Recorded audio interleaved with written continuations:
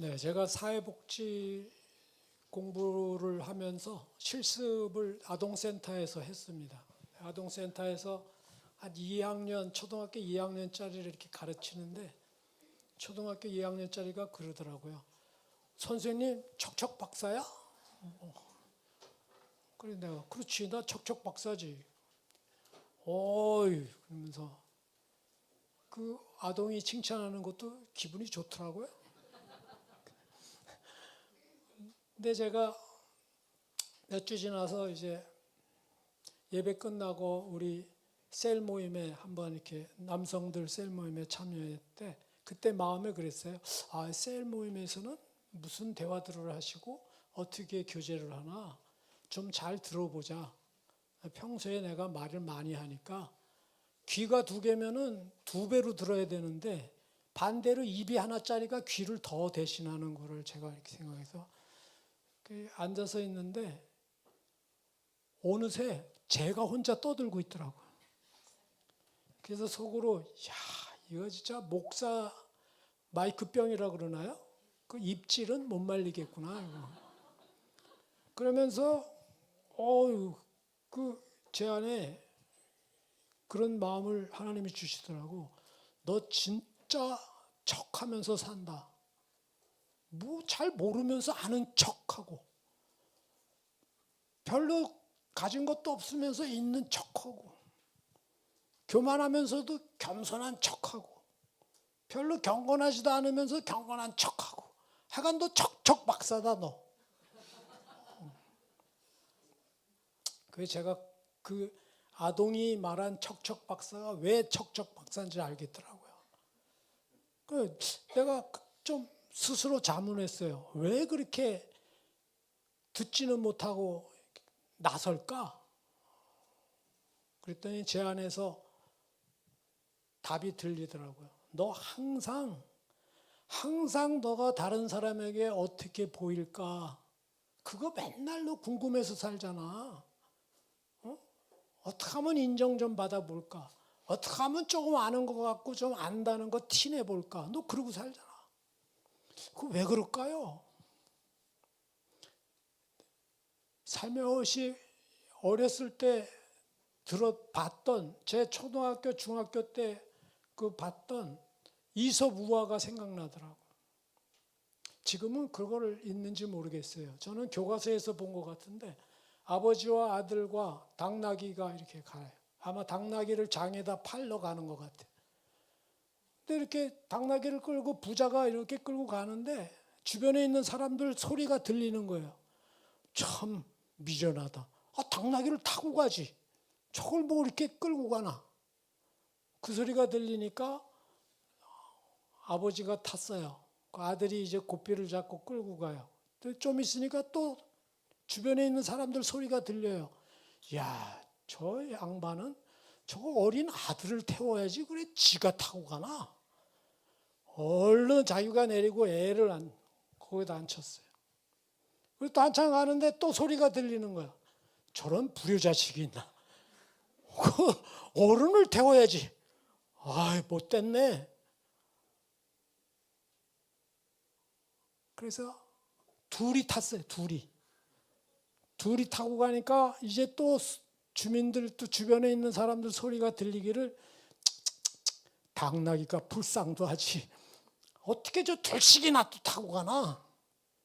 안 되겠다 싶어서 기다란 막대기를 준비해서 당나귀 다리를 다 묶어가지고 앞에는 아버지, 뒤에는 아들 어깨에다 메고 개울을 건너다가 그만 다 빠져버렸어요. 그러면서 또 그거는 교과서에서 배운 것 같지 않은데 청둥오리하고 개구리의 그 대화가 생각이 났어요. 물 있는 데서 청둥오리도 잘 수영하고 개구리도 물에서 잘 노는데 시간이 좀 지나면은 청둥오리는 확 날아가는 거예요. 딴 동네로. 개구리는 그게 너무 속상한 거예요. 자기는 기껏해 뜀박질밖에 못하는데 쟤네들은 저렇게 날아다니는구나. 그래서 어느 날 개구리가 청둥오리한테 부탁했죠.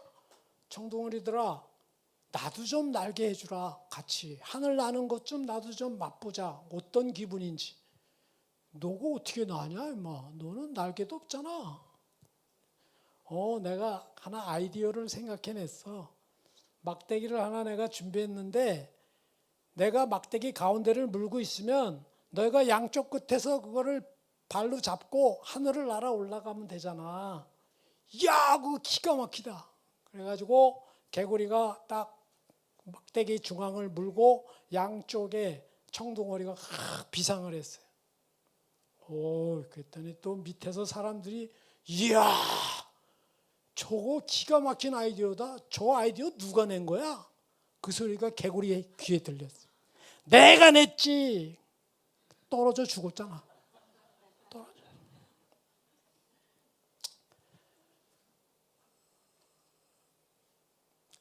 사람이 자기를 인식하려면 내가 나를 생각하는 것도 있지만 남이 나를 어떻게 볼까에 굉장히 신경이 쓰이는 거예요.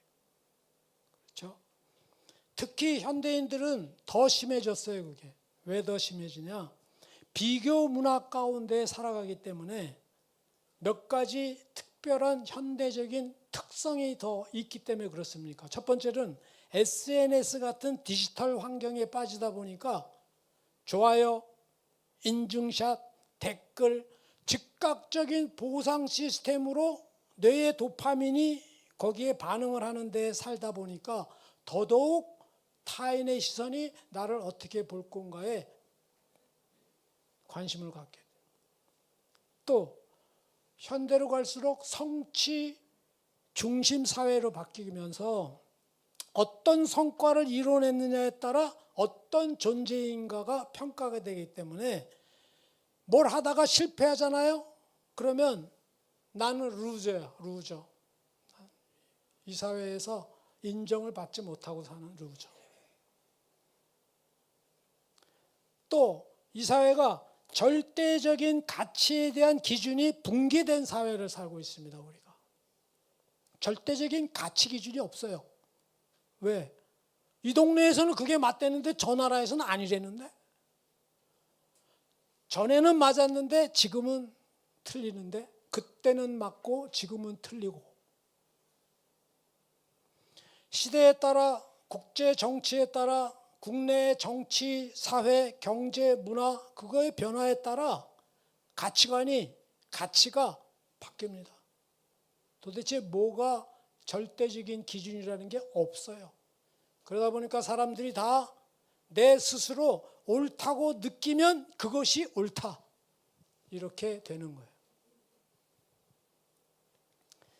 그러다 보니까 여러 가지가 이렇게 흔들리는 가치관 속에서 우리는 점점 여러 다른 도구로 우리를 잊어버리고 싶은 삶을 살아가게 돼요.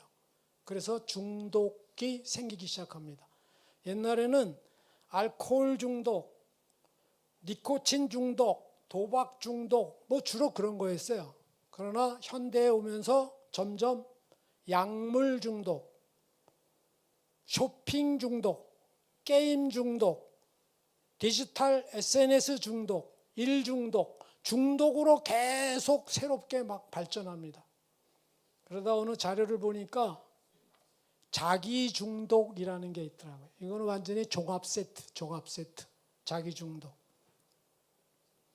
점점 사회가 핵가족이 되다가 이제는 홀로 가족이 되는 거예요. 1인 가족. 점점 시대가. 그러다 보니까 사람들과의 관계가 점점 소원해지면서 결국 모든 일의 판단과 모든 결정은 자기중심성으로 셀프 포커스, 자기 집중적으로 살아가게 되는 거예요. 그러면서 타인에 대한 시선 평가에 더더욱 인정 중독에 메마르게 됩니다. 그리고 비교와 경쟁 문화 속에서 뭔가를 하지 않으면 늘 불안한 거예요. 뒤처질 것만 같고. 그러다 보니까 조급함과 염려와 불안이 늘 달고 사는 거예요.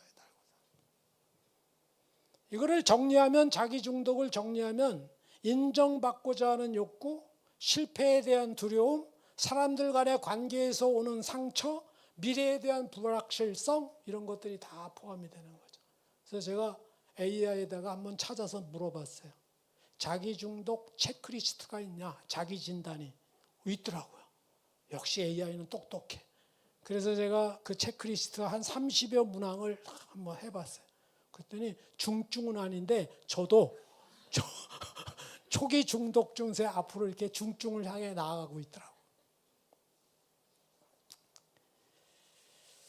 그런데 문제는요. 이렇게 자기 중독 속에서 자아가 분리되는 이런 속에 살아가면서는 자기 존재감이 없기 때문에 살아갈 맛이 없잖아요, 사실. 그러다 보니까 자기 자신을 정당화하기 시작합니다. 이 정도는 괜찮아. 다들 그렇게 살아, 다들. 나는 내가 아직 통제하고 있잖아. 이런 식으로 자기가 하고 있는 거, 생각하는 거, 판단한 거, 살아가는 거에 합리화와 정당화를 시켜가는 거예요. 그런데 문제는 인간이 내가 나라는 존재가 어떤 존재인지 잘 모른다는 데 있어요. 제가 언제 한번 음식을 먹다가 혀를 깨물었어요. 혹시 그런 경험 있으신지 몰라. 근데 좀 이따 또 깨물었어요. 그러니까 제가 놀란 거예요. 그 다음부터는 어떻게 음식을 씻겠어요? 조심 또 깨물까 봐. 그러면서 생각 든 게 그동안 내가 혀를 어떻게 이렇게 돌아다니면서 안 찝혔지? 야, 그 음식 먹을 때 그 이빨 사이에 혀가 어떻게 잘 돌아다녔나 그동안? 그런 생각이 들더라고요. 그러면서 이제 그러고 보니까 내가 정말 신경 안 쓰고 내 몸에 대해서 사는 게 많구나.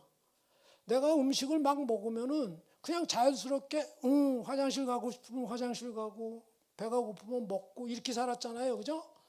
근데 소화 과정은 어떤가 또 이렇게 한번 찾아봤어요. 그랬더니요. 제가 빠르게 읽어볼 테니까 한번 들어보세요. 입안에서 치아가 음식물을 잘게 부숩니다. 입안에 있는 침 속에 아밀레이스라는 효소가 나와서 탄수화물을 분해합니다. 혀의 연동 운동으로 식도로 밀어 넣어서 위까지 이동을 시킵니다. 위의 근육이 수축, 이완하면서 음식물을 휘저어서 반죽처럼 만들고 위액 속에 펩신이라는 단백질을 분해합니다. 이때 HCI라는 염산 물질이 세균을 죽이고 단백질을 풀어헤쳐서 유미즙 형태로 변화시킵니다. 어려워도 그냥 들어보세요. 한 번쯤은. 12지장에서 소화효소가 나오고 췌장에서는 아밀레이스라는 효소액이 탄수화물을 분해하고 트립신이라는 효소는 단백질을 분해하고 리파제라는 효소는 지방을 분해합니다. 간과 쓸개에서 나온 담즙은 지방을 작은 방울 형태로 만들어서 유화작용을 통해서 원활한 소화작용을 돕습니다. 장 안쪽의 육모와 미세육모가 표면적을 수백 배로 넓혀서 포도당, 아미노산, 지방산, 비타민, 무기질을 혈액, 림프관으로 흡수시킵니다. 소장에서 남은 소화되지 않은 찌꺼기가 대장으로 이동되어 대장에서 물과 전해질, 가로 열고 나트륨 등을 흡수하고 장내 세균이 일부 물질을 분해하여 비타민 K, 비오틴을 생산하기도 하며 남은 찌꺼기는 변이되어 직장으로 이동됩니다. 거의 다 왔어요. 직장에 변이 차면 신호를 보내고 항문에 관략근이 열리며 그 다음에는 생략. 여러분 밥 먹을 때마다 이거 걱정해요? 그런데 우리 의사하고 걱정하고 아무 상관없이 우리는 그렇게 가고 있어요. 제가 3D 미션을 생각하면서 Death, Dying 그 부분에 관련된 책들을 찾아보다가 최근에 보고 있는 책은 시체는 거짓말하지 않는다. 책 제목이. 저자 유성호 이분은 서울대 의대를 나오셔서 지금 서울대 병리의학과 교수예요. 그리고 시신을 검수, 부검을 1999년부터 2025년까지 3,000회 이상을 하신 분이에요. 그러니까 우리나라 법의학자 중엔 최고예요. 그분의 이야기는 시신을 보면 이 사람이 어떻게 해서 죽은지를 이제 다 아는 거예요. 원인부터 다. 그중에 사람이 제일 많이 죽는 거는 통계청 기준으로 보니까 사망 1위는 암이고요. 2위가 심장질환, 3위가 폐렴, 4위가 뇌혈관, 5위가 고의적 자해. 고의적 자해라는 말은 알죠? 이게 고상하게 쓴 거니까. 근데 이 모든 병들이요, 최근에 와가지고 이분 이야기예요. 이분 책의 이야기가. 갑작스레 죽는 사람들이 많아요. 갑자기 멀쩡하다가 뭐 테니스 치다가 그 다음에 집에 돌아와서 잠자다 죽고.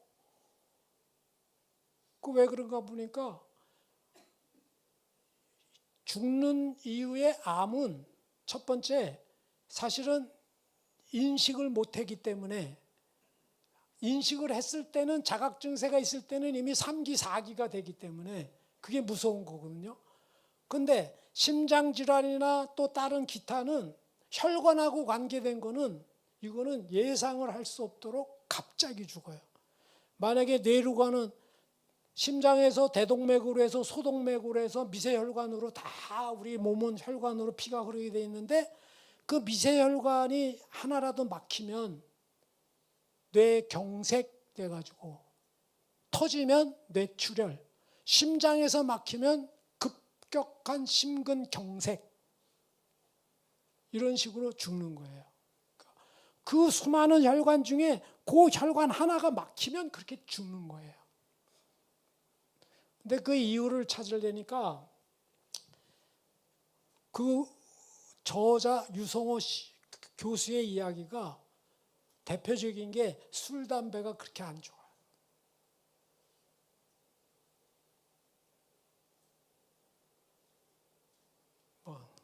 그거에 깊이 있게 들어갈 필요는 없고, 아무튼 그러면서 이런 생각이 들더라고요.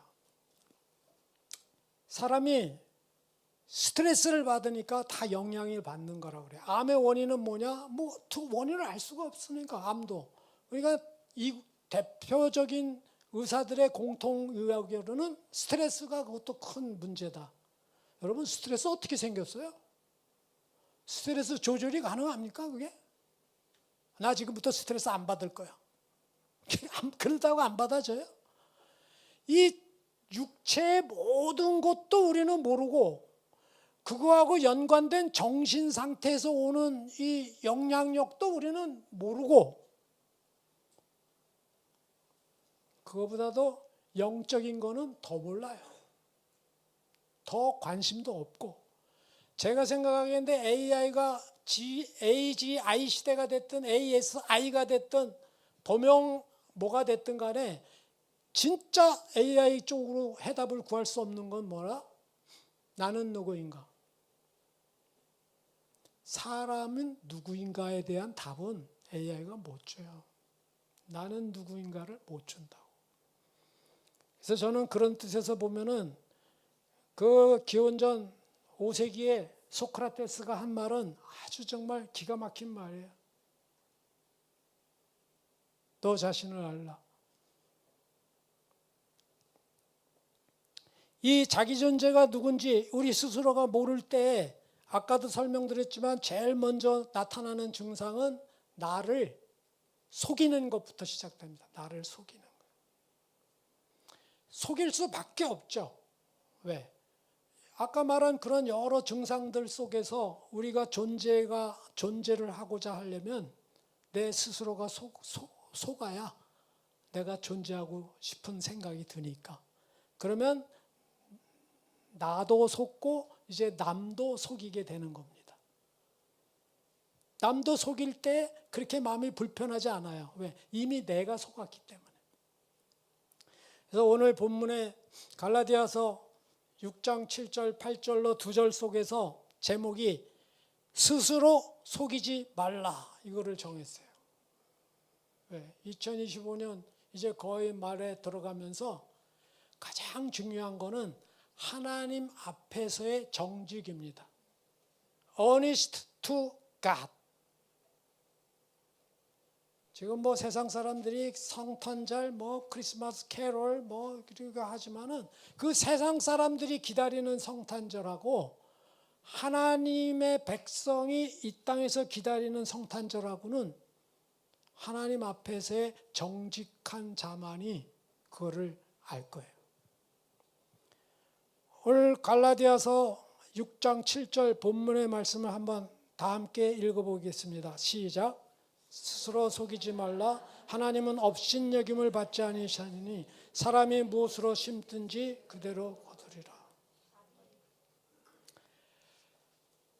갈라디아서는 신약성경 전체 중에 사도 바울이 쓴 서신서 13권 중에 제일 먼저 쓴 책이에요. 그 사도 바울이 1차 선교 여행 때 갈라디아 지역, 그러니까 요한계시록에 보면은 7교회 이름이 나오는 거 다 갈라디아 지역에 있던 교회들이에요.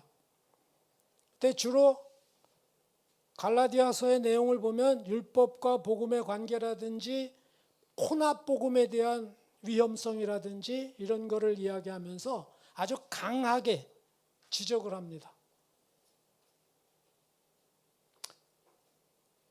유하게 될 때는 좀 이렇게 로마서나 또 이렇게 뒤로 서신서 가면 좀 부드럽게 이야기하는데 이 첫 번째 갈라디아서는 초창기에 썼기 때문에 그런지 아주 탁 군더더기 없이 그냥 확 강하게 찔러요.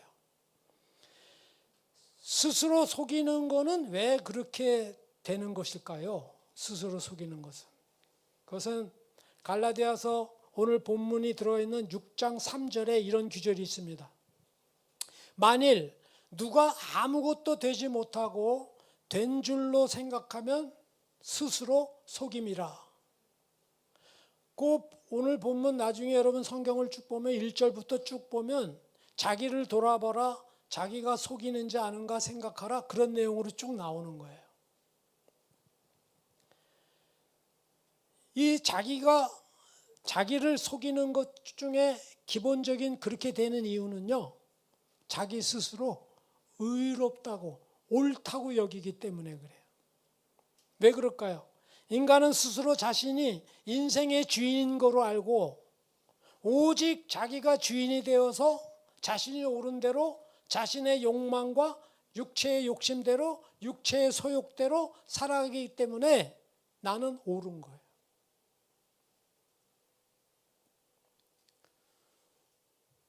성경 내용을 잘 모르는 분도 돌아온 탕자 이야기는 뭐 많이들 알더라고요. 돌아온 탕자. 근데 성경에 돌아온 탕자라고 기록이 돼 있어요? 없어요. 탕자. 그렇죠? 둘째 아들이 아버지 재산 나 줄 거 먼저 달라. 그래서 나갔다 돌아온 아들을 돌아온 탕자라고 이렇게 이야기하다 보니까 그게 돌아온 탕자 규절이 됐죠. 그러다 보니까 이 세상에는 우리 하나님의 자녀들 믿는 성도들은 두 가지예요. 하나는 돌아온 탕자, 그걸 돌탕이라고 그래. 그리고 집에 아직 남아있는 마다들을 집탕이라고 그래. 그냥 어디에 적은 게 아니고.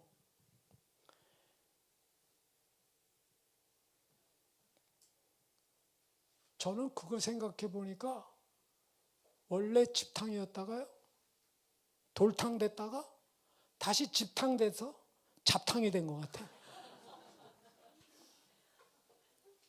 오늘 보면 그 집탕 이야기 기록된 거 한번 봅시다. 누가복음 15장 25절에서 32절에 이렇게 기록되어 있어요. 마다들은 밭에 있다가 돌아와 집에 가까이 왔을 때 풍악과 춤추는 소리를 듣고 한 종을 불러 이 무슨 일인가 물은데 대답하되 당신의 동생이 돌아왔음에 당신의 아버지가 건강한 그를 다시 맞아들이게 됨으로 인하여 살찐 송아지를 잡았나이다 하니 28절에 그가 노하여 들어가고자 하지 아니하거늘 아버지가 나와서 고난데 아버지께 대하여 이르되 내가 여러 해 아버지를 섬겨 명을 어김이 없거늘 내게는 염소 새끼라도 주어 나와 내 벗으로 즐기게 하신 일이 없더니 아버지의 살림을 창녀들과 함께 삼켜버린 이 아들이 돌아오매 이를 위하여 살찐 송아지를 잡으셨나이다. 아버지가 이르되 예 너는 항상 나와 함께 있으니 내 것이 다 내 것이로되 이 내 동생은 죽었다가 살아났으며 내가 잃었다가 얻었기로 우리가 즐거워하고 기뻐하는 것이 마땅하다 하니라. 이렇게 기록이 돼 있어요. 제가 일부러 돌아온 탕자 이야기 너무 잘 아니까 집탕에 대해서 쓴 거예요. 보여드린 거예요. 이 누가복음 15장에는요. 요 집탕, 돌탕 요 이야기 나오기 전에 100마리 중에 하나 잃은 양 비유가 나와요. 그 다음에 다음 패러그래프에서는 10개 중에 있는 드라크마에서 하나 잃어버린 잃은 드라크마 비유가 나와요. 그 다음에 요 본문은 2명 있는 아들 중에 하나를 잃었다가 찾은 거를 말해요. 그러면 잘 생각해 보세요. 99마리를 내버려 두고 한 마리 찾는 그런 멍청한 양모리군이 있어요? 99는 안 아까워? 마찬가지. 10 드라크마 중에 하나 잃었으면 9 드라마카는 내 핑계친 거예요? 그게. 2 아들 중에 하나가 나갔으면 남아있는 거는 하나님, 그 주인이 아버지가 안 아끼는 아들이에요? 점점 2 아들을 향해서 포커스가 강조되는 거를 누가복음 15장에서 알려주는 거예요. 그런데 누가복음 15장 29절 오늘 그 내가 보여드린 그 9절 29절만 잠깐 이렇게 보게 되면 아버지께 대하여 이르되 왜 잔치에 안 들어오느냐 그랬을 때 아들 집탕 이야기가 이래요. 내가 여러 해 아버지를 섬겨 명을 어김이 없거늘 내게는 염소 새끼라도 주어 나와 내 벗으로 즐기게 하신 일이 없더니 이야기예요. 그 말 속에는 뭐예요? 나는 얼마나 의롭게 살았는지 의가 충만해. 그렇죠? 이 비유가 왜 나왔냐? 바리새인들 스스로 의롭다고 하는 바리새인들에게 들으라고 예수님께서 하신 이야기. 이 자기가 의롭다고 여기는 이것은 자기도 속고 남도 속이는 인생으로 가는 거죠.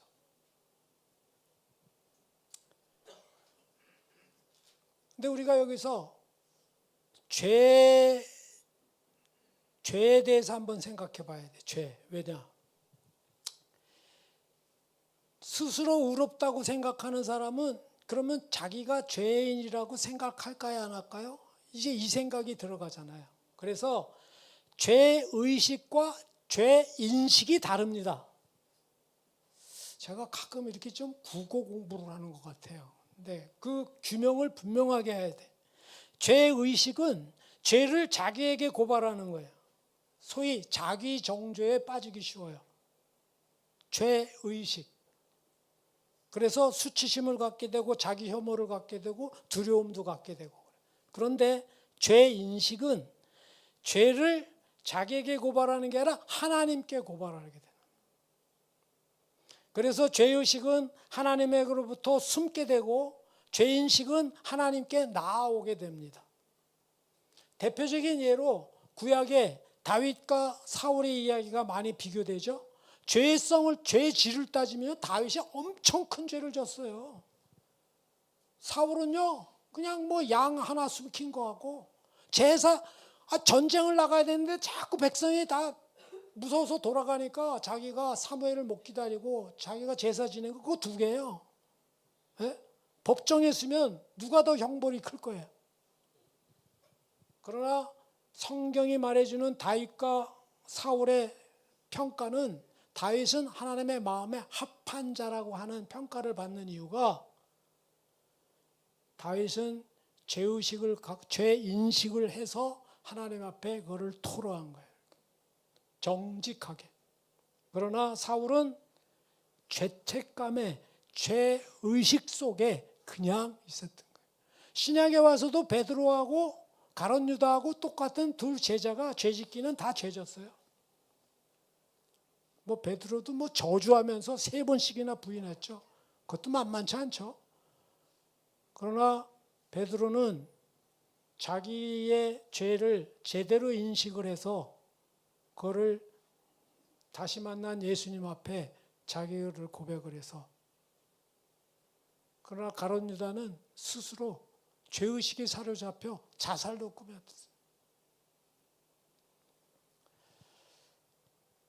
그러면 이 죄는 어떻게 해서 생겨나는 걸까? 여러분, 한 살 난 갓난아기 얼굴을 한번 보신 적 있죠? 이런 생각 안 들어요? 아, 저렇게 천진난만해가 무슨 죄가 있을까? 그 해맑은 그 얼굴에서 여러분 그 죄 짓는 그런 느낌을 받겠어요? 그러나 어떤 해맑은 갓난아기도 성장하면서 늘 해맑은 갓난아기로 사는 사람 없죠? 그러면 부모가 과외 공부시키면서 죄를 가르쳤어요? 학교에서도 일부러 죄 가르쳐주는 학교는 없어. 그러나 모든 인간은 죄 가운데서 태어나기 때문에 죄는 따로 과외 공부 안 해도 다 죄인이에요. 다 죄. 모 심기 할 때 벼 말고 가라지도 심는 농부 있습니까? 가라지도 같이 심어. 그런 멍청한 농부 없죠. 그러나 가라지는 안 심어도 가만 내비로 둬도 자라는 게 가라지예요.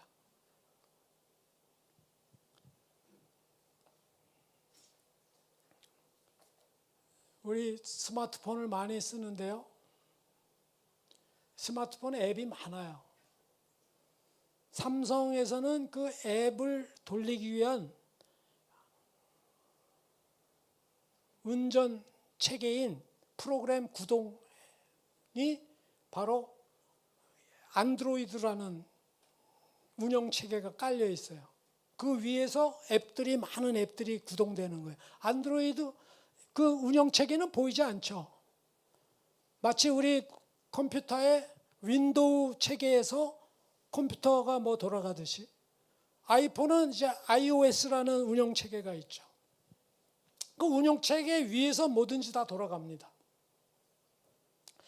이 죄가 인간이 따로 안 배워도 자동스럽게 죄 가운데 살아갈 수밖에 없게 되는 것은 사탄이 인간의 속에 죄로 돌아갈 수밖에 없는 구동체계를 심어놨어요. 그거를 성경은 이렇게 기록하고 있습니다. 사도행 창세기 2장 4절 5절에 뱀이 여자에게 이르되 너희가 결코 죽지 아니하리라. 너희가 그것을 먹는 날에는 너희 눈이 밝아져 하나님과 같이 되어 선악을 알 줄을 하나님이 아심이니라. 요 말을 규절을 우리 인간들에게 탁 운영체계로 아예 박아놔 버렸어요. 그래서 죄가 어떻게 생겼는지 분석을 한번 해보려는데 한자어 죄를 한번 좀 보세요. 저 죄라는 한자어를 파하면 위에 넉사자가 있고 밑에 아닐 비자가 있어요. 비자는 가짜다 이런 뜻이에요. 가짜다. 넉사자는 네 개다라는 뜻이고요. 그러니까 네 개가 가짜라는 이야기죠. 비자가 들어가는 한자어 중에 사이비라고 많이 들어봤죠? 사이비 교단이야, 사이비. 사이비 한자는 보면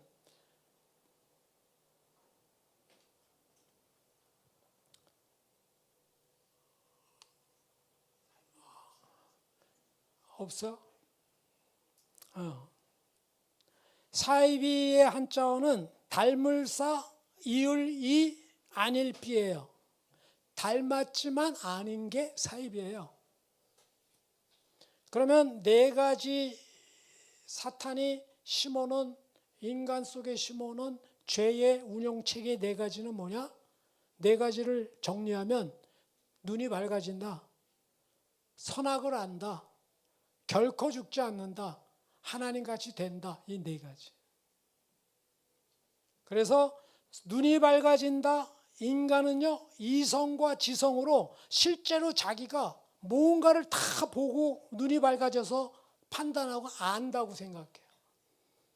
쉽게 말하면 과학주의, 기술주의, 이성 인본주의, 이것이 최고로 살아가는 거예요. 이것이. 두 번째로 선악을 알게 한다고 그러기 때문에 인간은 스스로 뭐가 옳고 그른지를 안다 이거예요, 자기가. 그래서 바리새인들도 예수님하고 대화할 때 주제가가 뭐예요? 이것이 옳으니까 저것이 옳으니까 맨날 그들은 뭐가 옳으냐고 물어.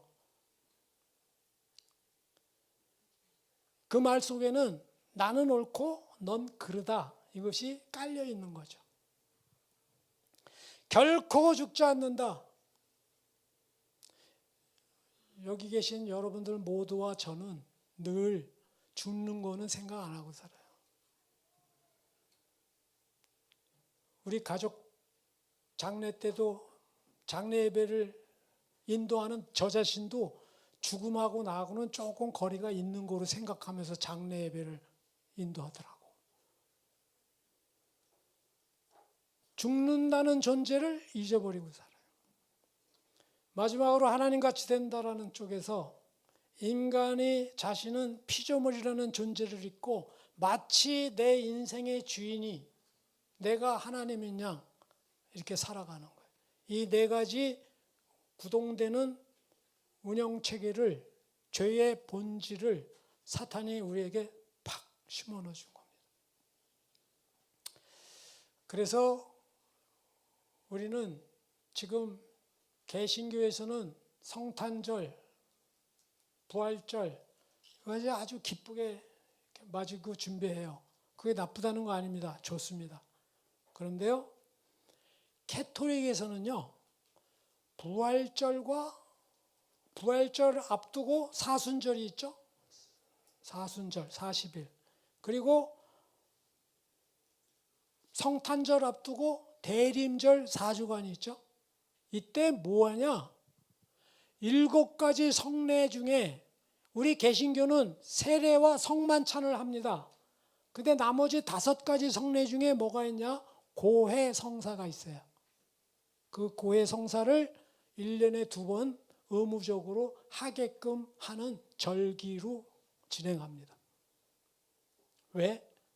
부활절도 그렇고 성탄절도 그렇고 그 예수님을 맞이할 때 세상 사람들 같이 대하는 게 아니고 의미를 제대로 알기 위해서, 예수님 오시는 의미를 알기 위해서 우리의 죄를 토로하는 거예요. 토로하는 거.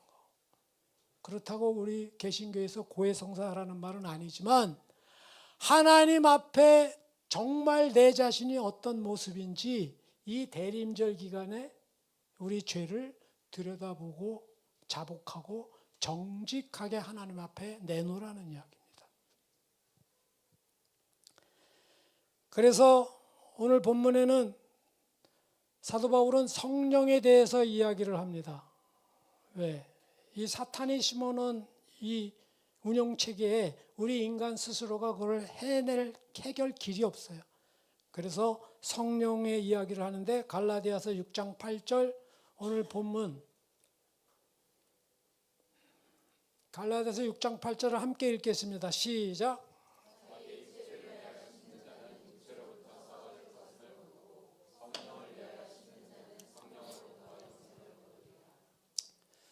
육체를 위하여 심는 자는 육체로부터 썩어질 것 거둘 것이고 성령을 위하여 심는 자는 성령으로부터 영생을 거두리라. 여기서 심는다는 의미는 뭐냐면 삶 가운데서 지속적으로 그걸 선택하고 또 지속적으로 함으로써 반복됨으로써 습관이 되고 삶의 체계가 돼요. 체계. 그 방법으로 심는 거예요. 살아가는 거를 말이에요. 우리의 에너지와 우리의 시간과 우리의 욕망을 육체, 내 판단, 내 욕망, 내 욕구, 내 필요에 따라 심는 거예요. 그걸 말하는 거예요.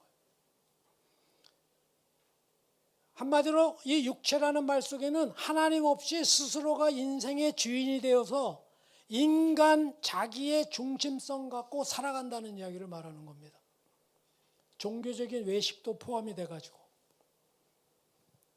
그러나 사도 바울은 이것을 로마서에서 다시 이렇게 재해석을 했어요. 마음으로는 하나님의 법을 따르려고 하지만 육신으로는 죄의 법을 따른다. 이 자기 안에 이 곤혹스러운 자기 자신의 내면의 영적인 상태를 토로했어요. 그래서 로마서 7장 24절 25절에 보게 되면 오라 나는 공고한 사람이로다. 이 사망의 몸에서 누가 나를 건져내랴. 우리 주 예수 그리스도로 말미암아 하나님께 감사하리로다. 그런즉 내 자신이 마음으로는 하나님의 법을 육신으로는 죄의 법을 섬기노라. 그러면서 로마서 8장 1절 2절에 그러므로 이제 예수 그리스도 안에 있는 자에게는 결코 정죄함이 없나니, 죄의식이 아니에요. 정죄함이 없나니 이는 그리스도 예수 안에 있는 생명의 성령의 법이 죄와 사망의 법에서 너를 해방하였습니다.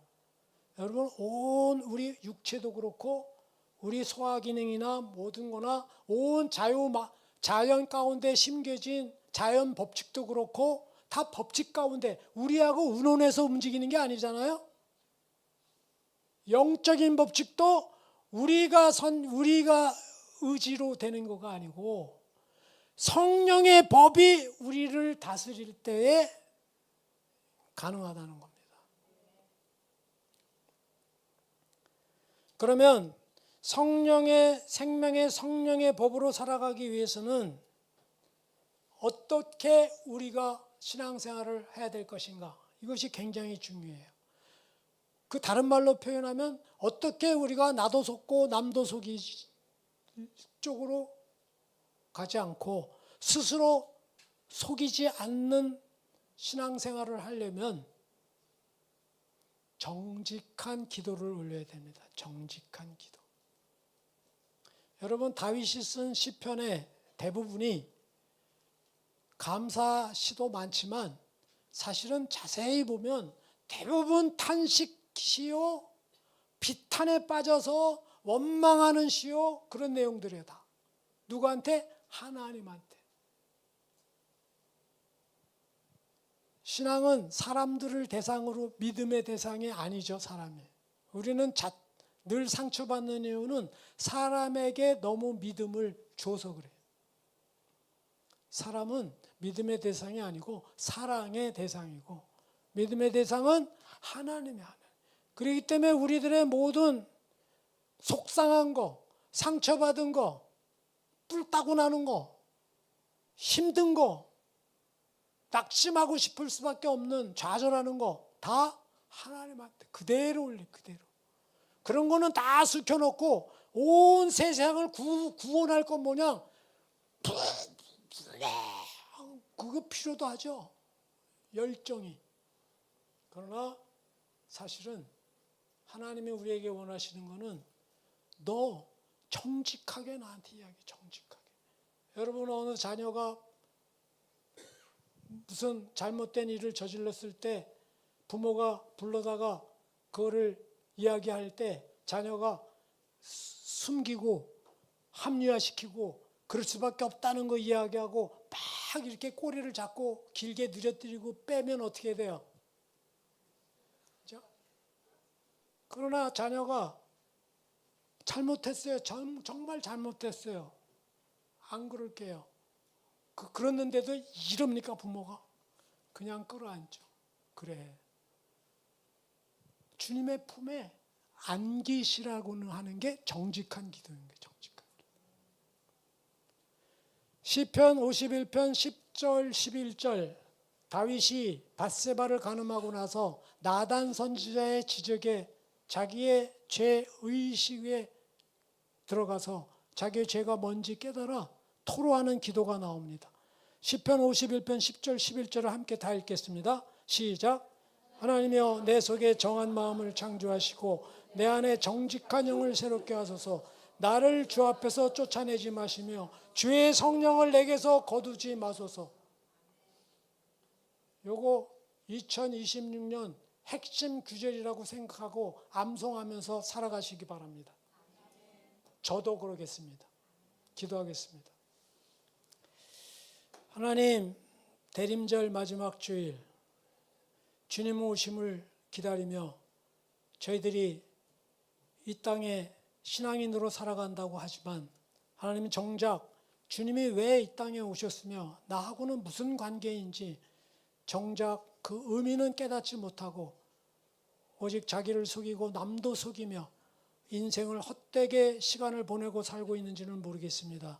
하나님, 저희들 있는 모습 그대로를 우리 주님께서 받아주시고 성령께서 말할 수 없는 탄식으로 저희들을 긍휼로 받아주시고 저희들의 생각과 마음을 주장하여 주셔서 다윗의 기도와 같이 주님 앞에 나아갈 때마다 기도할 때마다 정직한 기도를 드릴 수 있는 저희들 되게 하여 주옵소서.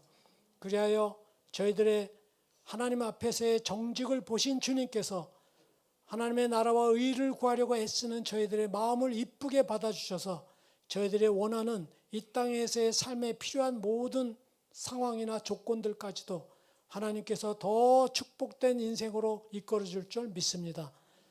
모든 것 주님께 간구하고 예수님의 이름으로 기도드립나이다.